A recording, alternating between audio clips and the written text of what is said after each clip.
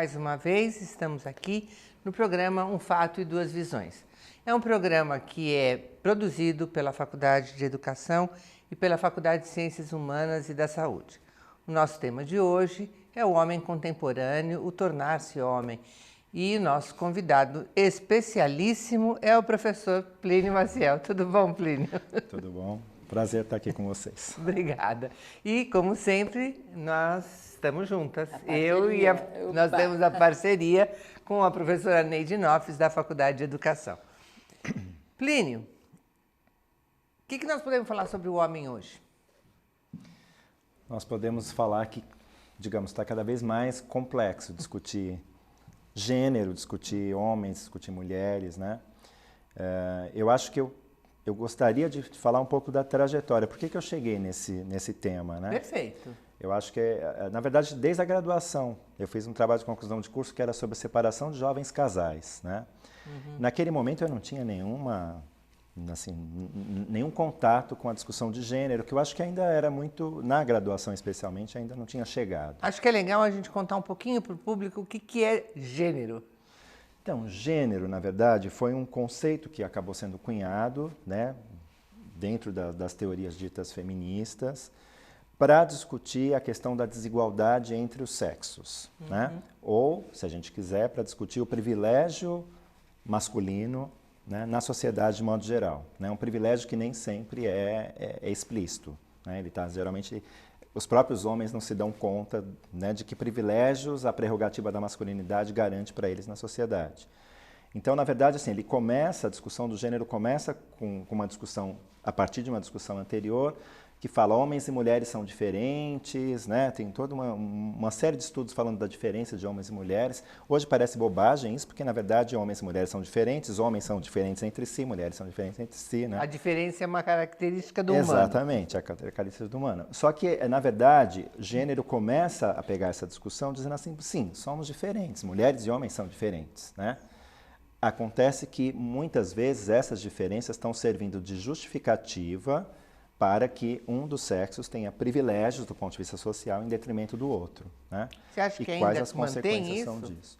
Com todas as mudanças sociais mais amplas que aconteceram nas últimas décadas, né? Hoje é um fato social que a mulher trabalha extradomiciliarmente, que ela tem a sua própria renda, que ela é tão provedora do lar quanto os homens, né?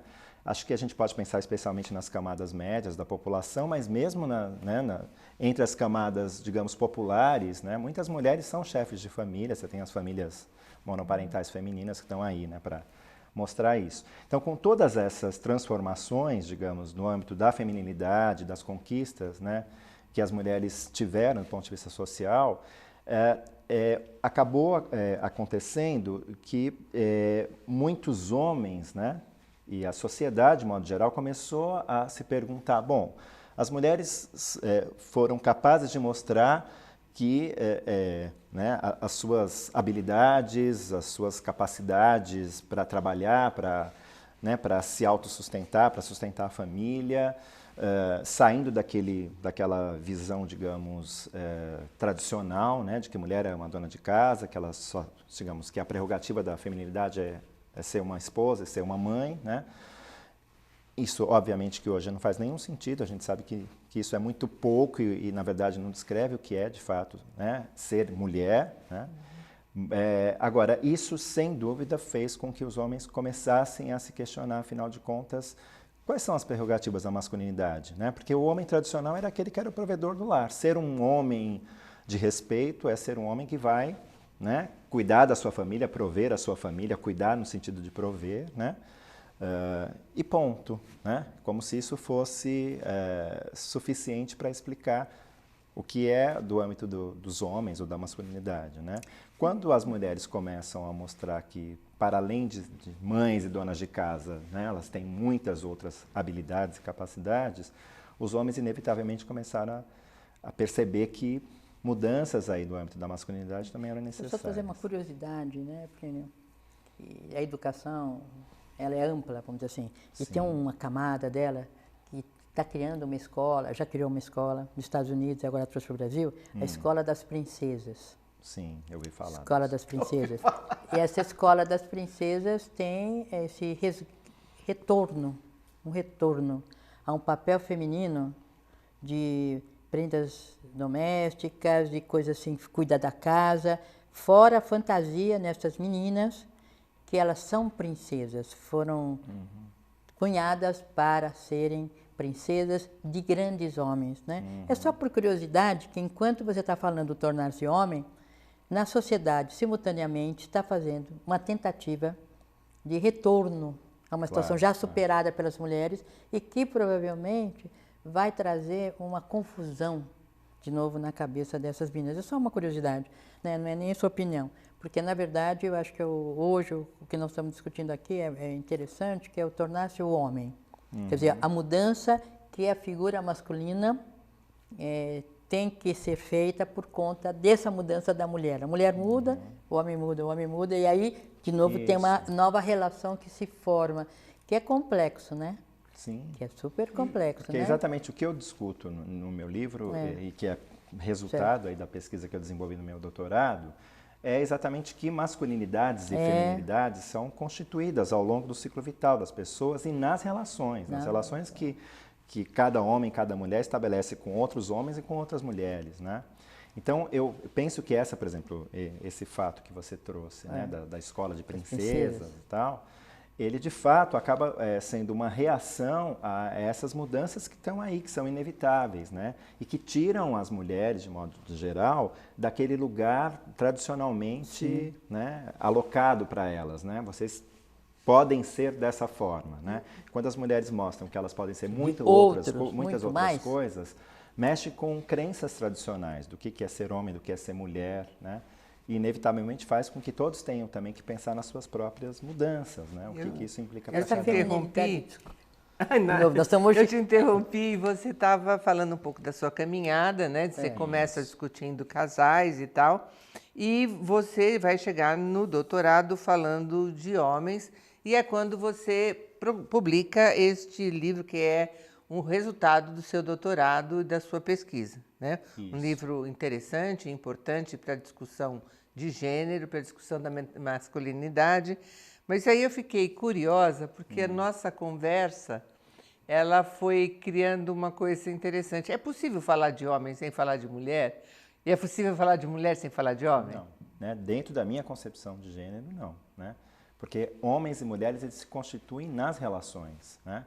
Então, e por isso que eu acho que as mudanças, sem dúvida, as mudanças mais amplas, né, sociais mais amplas, da feminilidade ou das feminilidades que a gente, né, se a gente começa, porque na verdade, quando eu falo das feminilidades, das masculinidades, acho que é importante também chamar atenção para isso, né?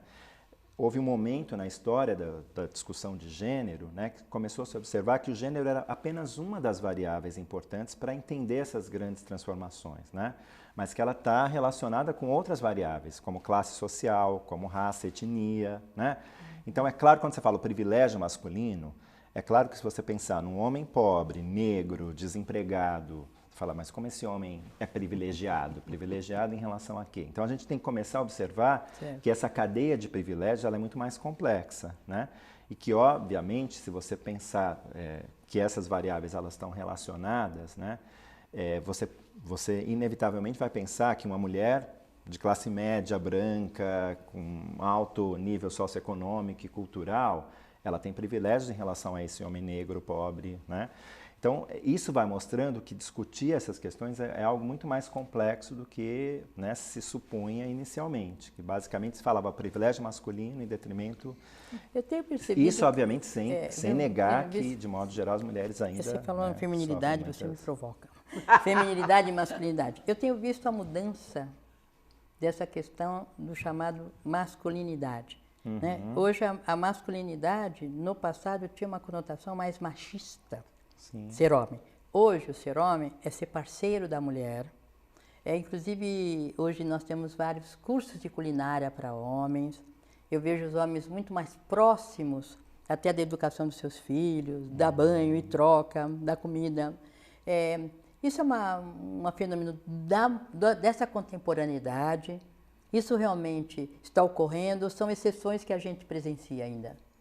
Eu acredito que isso seja uma resposta, né, dessas mudanças mais amplas do ponto de vista das mulheres, né? Eu acho que à medida que as mulheres foram se dando conta do que elas são capazes, elas começaram também a exigir desses homens com os quais elas se relacionam uma outra atitude perante a vida, perante a relação de casamento, perante a relação como pais daqueles filhos, né?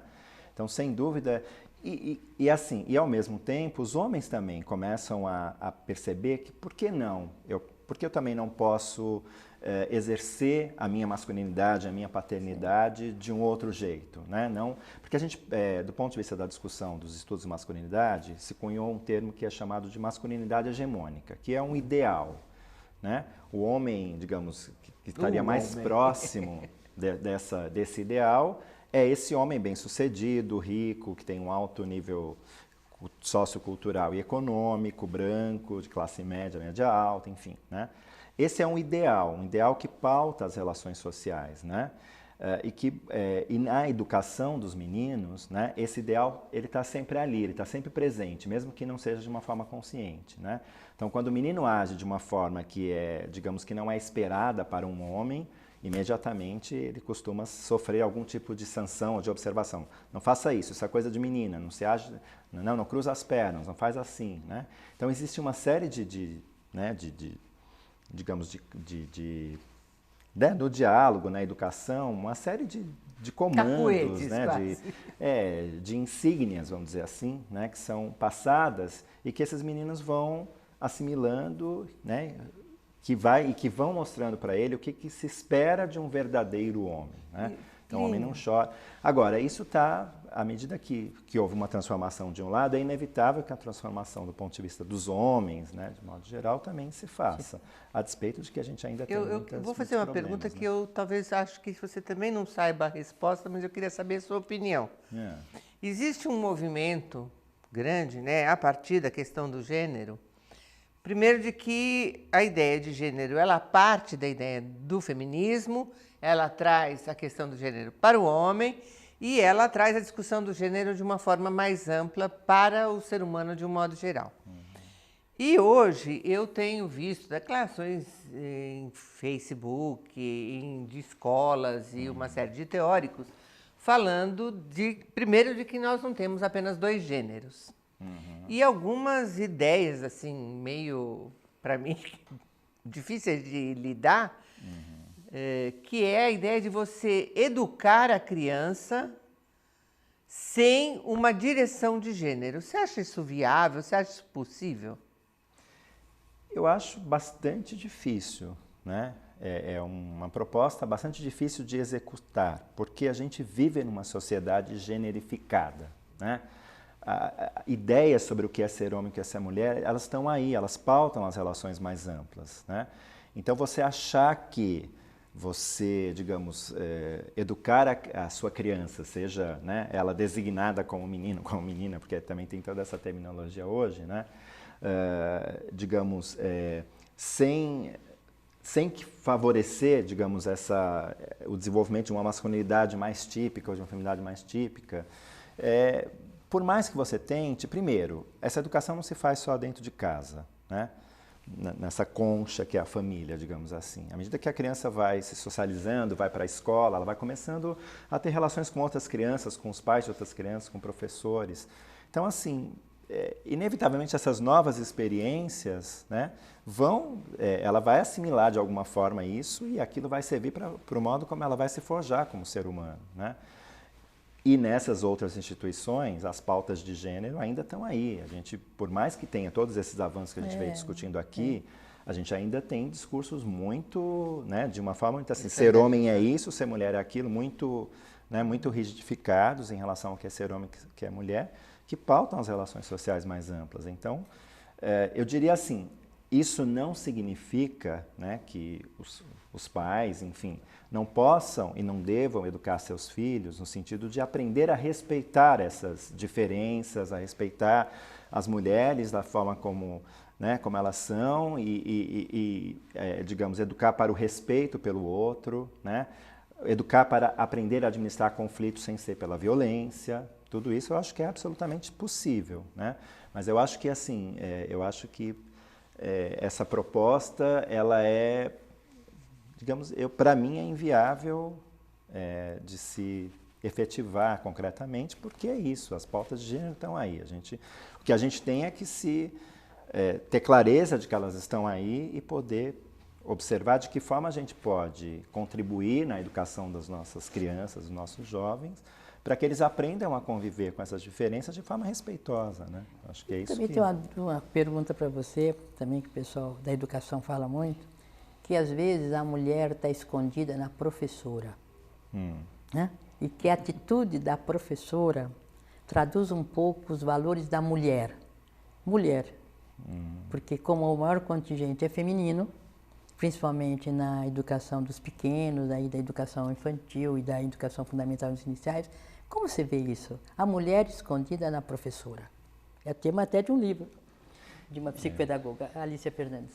Eu acho que é um discurso que se assemelha muito a um outro discurso que costuma, e acho que a psicologia contribuiu durante muito tempo para isso, né, que costuma culpabilizar as mulheres pelo que acontece com as crianças, sejam elas as filhas ou os filhos, né? Porque, afinal de contas, as mulheres, até então, e eu acho que hoje mudou alguma coisa, mas, por outro lado, não mudou tanto assim, elas continuam sendo consideradas as grandes responsáveis pela educação das crianças, né? Nasce delas. Então, eu acho que acaba sendo um discurso muito que favorece essa perspectiva de culpabilizar as mulheres por aquilo que as crianças vão se tornar, né? E acho que exatamente por isso é que há necessidade digamos, de comprometer os homens nessa educação e nesse cuidado, né? Eu costumo dizer assim, o cuidado das crianças também é outro elemento, né? Cuidado associado ao feminino, à mulher, né? A mulher nasce sabendo cuidar de crianças. Grande bobagem, né? Saber cuidar é algo que se aprende. Qualquer ser humano pode aprender a cuidar, né? E acho que, por exemplo, volto para a questão da educação, quer dizer, se você, como pai ou como mãe, começa a fomentar nos seus filhos também, nos seus meninos, né, essa atitude de que cuidar é algo que é pertinente a qualquer ser humano, aprender a cuidar de si já pode começar a ser uma boa estratégia inicial, né? Toda vez que sou convidada a falar com um jornalista, eu às vezes fico muito brava porque eles querem que a gente dê assim, um parâmetro, né? Assim, quais são as categorias de avó? Quer dizer, mas agora me deu uma vontade assim, um pouco jornalística e queria saber de você se este trabalho te deu uma ideia assim, do que a gente pensa sobre o que é ser homem hoje? Me deu. Na verdade, o que ele mostrou é que tornar-se homem são projetos em aberto. A gente, o tempo todo, a gente está negociando essa masculinidade nas nossas relações, né? Então, assim, cada nova experiência me faz repensar o meu ser homem, né? E nesse sentido, porque assim, esses homens que eu entrevistei, eu trabalhei com histórias de vida desses homens, né? É muito interessante observar a trajetória deles, o quanto essa questão da masculinidade, desse ideal masculino hegemônico, está sempre pautando essas relações, seja a relação deles sendo cuidado pelos pais quando criança, seja quando eles chegam na adolescência, as expectativas que são depositadas sobre eles e como a família às vezes atua para, digamos, para fomentar que esse filho, que esse homem não saia daquele trilho, né? Então tem umas histórias muito interessantes aí, entendeu? Tem um que era um filho único, um filho caçula, com acho que 4 ou 5 irmãs, né?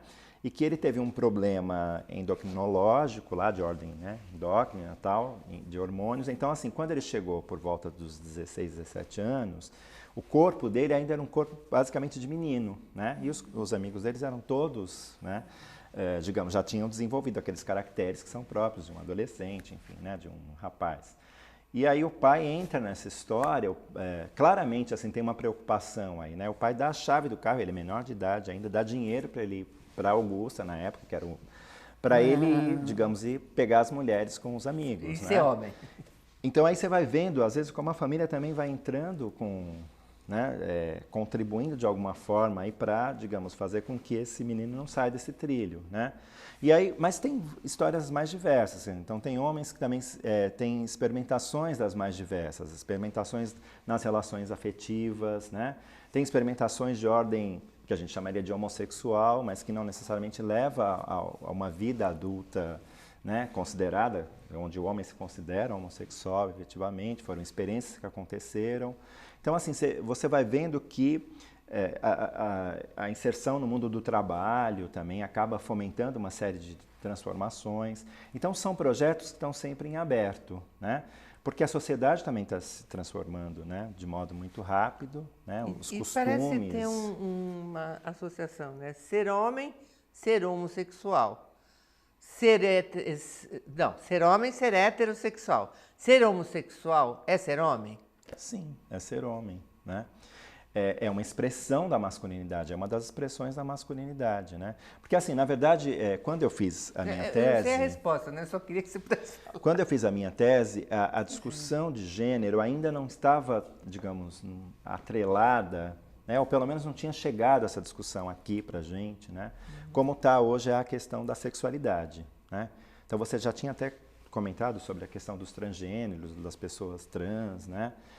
Hoje, essa discussão começa, assim, mais recentemente, essa discussão começa a ganhar corpo, né? Então, eu acho que, assim, do ponto de vista de um psicólogo do desenvolvimento, né, sou professor de psicologia de desenvolvimento, eu acho que faz muito sentido essa ideia de um projeto que, inclusive, vai contra algumas concepções da psicologia mesmo, né, de que a identidade se define na adolescência e, dali para frente, ela se consolida e vai em frente, para mim. Né? E os estudos, muitos estudos no campo da psicologia do desenvolvimento estão mostrando que claramente que não é isso, né? Que a identidade ela vai se reconstituindo, vai se reformulando, né? Ao longo da vida, exatamente em função dessas experiências. Então hoje você tem se trabalha muito mais com a forma como a pessoa se apresenta, né? Como sendo homem, como sendo mulher, como sendo homossexual, bissexual. E você sabe que tem hoje as chamadas pessoas transgênero, que não são nem as transexuais, que também tem uma diferença aí. Tem os queer.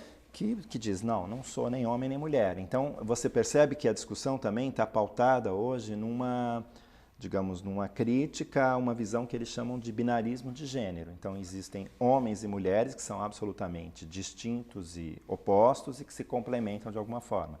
Então, essa visão binária dos sexos, dos gêneros, vem sendo criticada mais recentemente pelos chamados estudos queer, que eu prefiro chamar estudos queer do que teoria queer, porque nada mais anti-queer do que chamar de teoria, que é uma coisa de você reificar um conceito. Queer, né? Queer, na verdade, é um termo que ele era usado de uma forma muito pejorativa, né, na língua inglesa, como um xingamento mesmo, e que foi tomado por algumas teóricas, né, especialmente, mas alguns teóricos também, dos chamados estudos queer, como um movimento de afirmação. Sim, nós somos esquisitos, nós somos, né?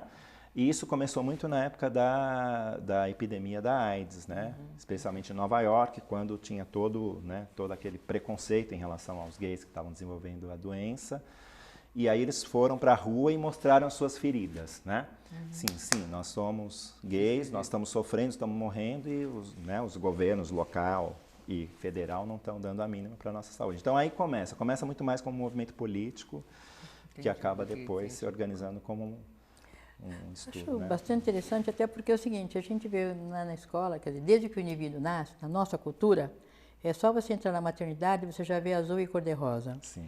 É só você ver as roupas de recém-nascido cor-de-rosas com muitas lantejoulas até hoje, até na porta, e azul no sentido já a chuteira, etc, etc. Então, acho que realmente na cultura ainda está muito forte essa separação de gênero. Exato. É uma separação. Eu fui, por exemplo, no Canadá e já vi que nas escolas de educação infantil existem os mesmos banheiros, ou seja, a pessoa tem que ter higiene, independente do gênero, essa higiene. Mas aqui no Brasil banheiros da educação infantil tem que ter dos homens e das mulheres com imagem. Então, assim, acho que você está dando uma lição para nós bastante interessante, que isso é construído na relação. Quer dizer, uma pista para a família. Não preciso me preocupar tanto com isso, porque a relação é que vai trazer essa ajuda nessa identidade, nessa definição, sei lá o quê, nesse ser. Eu acho que, inclusive, nesse sentido, tem algumas coisas que me parecem questionáveis. Assim. Certo. Por exemplo, tem toda a discussão das crianças, chamadas crianças trans. Né? Eu particularmente, acho muito delicado né, é você fomentar uma criança de 4 anos, por exemplo, que expressa o desejo de se vestir, né, sei lá, um menino que expressa o desejo de se vestir como um menino, de agir como uma menina. Dentro da minha concepção de psicólogo, como psicólogo de desenvolvimento, eu penso que, na verdade, essa criança está querendo experimentar as possibilidades que ela vê ali do mundo adulto, ela está querendo dar sentido para aquele mundo adulto. Não necessariamente significa que ela vai se tornar alguma coisa a partir daí. Eu posso te interromper só para falar o seguinte, a educação é pensar como você. Ou seja, se tem um momento do faz de conta, e naquele faz de conta tem roupa e adereços, não é hora de você dizer você sim, você não. É hora do experimentar. A educação também tem que pensar com essa fase de desenvolvimento e não preconceituosamente. E até porque é uma visão muito baseada só na aparência, óbvio, como se também ser homem e ser mulher significa você se vestir assim. Eu nunca vi um menino trans, eu vejo criança, né? Eu vejo assim criança. Tem que mudar a cabeça na Agora, se à medida que ela vai crescendo, se desenvolvendo, ela vai dando outros sinais, ela vai expressando que vai de alguma forma mostrando que tem ali um caminho que ela está trilhando, tem que ter a sensibilidade de você poder identificar isso, né? Nosso tempo está terminando, eu vou dar um tempinho para você falar alguma coisa que você queira terminar, para que a gente possa aí se despedir. Bom, eu acho que nessa discussão toda, né, eu acho que tem um ganho estarmos discutindo esses temas, eu acho que já é um ganho. Eu só não gosto de uma discussão muito, sabe, ou é isso ou aquilo, se você é homem, você não pode falar de feminismo, nem de feminilidade, se você é mulher. Umas coisas que eu acho que estão muito segregadas e muito sectárias, sabe, como se fosse uma luta do bem contra o mal. Eu acho que assim, o conhecimento ele se faz pela interlocução, né? Acho que pela interlocução dos diferentes. Eu acho que é isso que a gente tem que fomentar. Muito obrigada, Plínio. Foi um prazer ter você com a gente. Espero que a gente possa convidá-lo mais outras vezes. Obrigado. Até uma próxima vez. Agradeço. E parabéns. Adorei o título. É tornar-se. Obrigada. Parabéns para você. Obrigado a vocês.